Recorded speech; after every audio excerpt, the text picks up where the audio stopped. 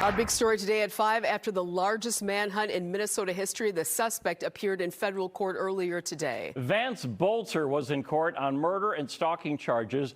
He's been charged with the murders of former Minnesota House Speaker Melissa Hortman and her husband Mark inside their suburban Minneapolis home. He is also accused of shooting State Senator John Hoffman and his wife Yvette in their home, both of whom remarkably survived. Investigators say the alleged gunman went to the homes of 2 other Minnesota lawmakers with plans on assassinating them, but he was not successful.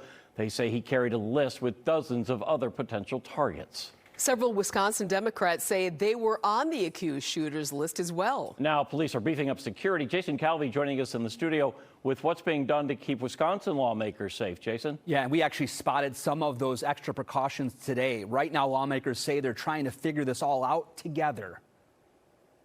Minnesota investigators say the alleged shooter didn't have a manifesto laying out a motive, but they say he had notebooks with plans and lists of names, all Democrats. A few Wisconsin Democrats say they were on the list, including U.S. Senator Tammy Baldwin.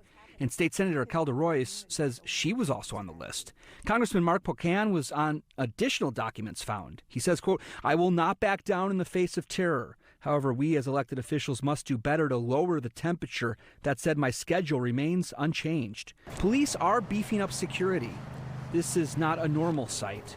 Local police guarding an event with 2 Wisconsin state lawmakers. They were hosting a roundtable on childcare funding in Brookfield. Likewise, Wisconsin state senators were advised not to publicize where they'll be. When the Wisconsin Assembly gavels in Wednesday, Speaker Robin Voss's office is asking for more security. But what about away from the Capitol? If we're going to protect every member of the state legislature, then you'd have to have probably 3 law enforcement officers for every one, because you'd have to protect them in 3 shifts. And all of a sudden, we're talking about 1,000 police officers. There's also discussion in Madison if lawmakers' home addresses should be shielded from public release. In 2024, a state law protected judges' home addresses. That followed the 2022 killing of retired Juneau County Judge John Romer.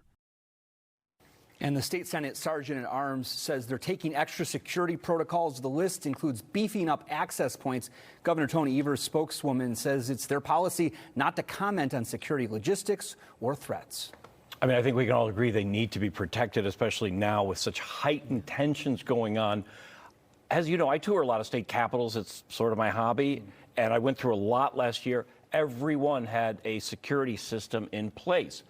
We never have. Why not? And does this change? It's not changing. And back in 2023, there was a person who brought a gun into the state capitol asking to talk with Governor Tony Evers. And at that time, we talked with the governor and also with Republican leadership, especially Speaker Robin Voss. They said they don't want to bring in metal detectors. Right now, there's no metal detectors to get into the Wisconsin state capitol. We're in the minority. If you look at the stats from across the country, we are in the minority of state capitals that don't have those extra security certainly on the ones detectors that I've been to in the last year. Well, and we remember those dramatic scenes back in 2011 during the Act 10 protest. What did the state do to protect lawmakers during all of that upheaval? And I think that does give us a preview of what could potentially be happening right now at the local level. There was extra patrols of the local police departments going by the homes of state lawmakers back in those protests of 2011. They also brought in extra beefing up security at the Capitol. They brought in DNR wardens. They brought in university police, as well as state patrol as well, coming in to protect the state Capitol. Jason Calvi, thanks so much. Thank you.